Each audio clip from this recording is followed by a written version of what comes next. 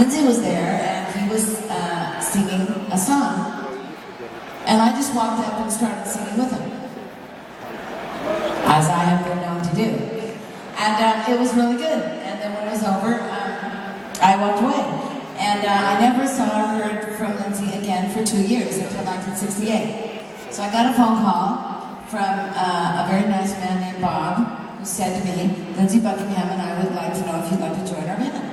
And I said, well, what kind of a band is it? They said, we're in San Francisco, it's the dawning of the age of Aquarius. It's a rock band, it's a rock and roll band. And I said, well, okay, yes. And I'm thinking, I hope so. I can do it. The next thing I know, I'm at Lindsay's house going to practice 4 days a week.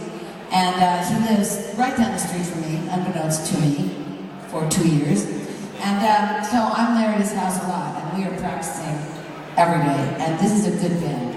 So all of a sudden, we are doing very big shows, and we are opening for the biggest acts, really, of all, ever. And such as Janis Joplin, 30,000 people. Jimi Hendrix, 75,000 people. Santana, thousands and thousands of people, right before the movie Woodstock came out. And Creedence Clearwater, stuck in Lodi, and we were stuck in Lodi with a broken down car. So, that's only 4 of the people that our band opened for. So when this was all happening, we were making really good money. And I heard a rumor that there was a store in downtown San Francisco called the Velvet Underground. And I said, and what does this store sell? And it sold beautiful clothes for rock and roll women who could afford them.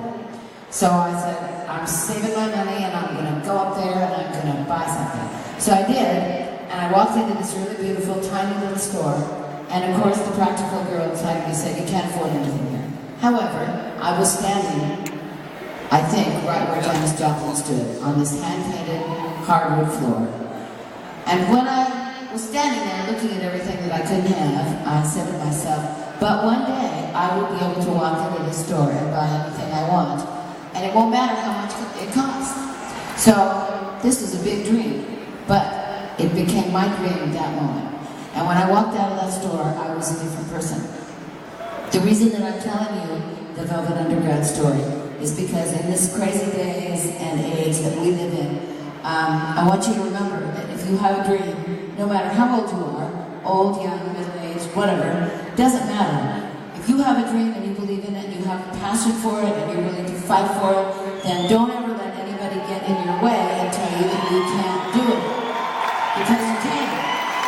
They will say, you're not talented enough, you're not smart enough, you're not pretty enough, you're not all that stuff. But you are, and you can have anything you want. You just reach up into the stars and pull that star down. Go back to the Velvet Underground,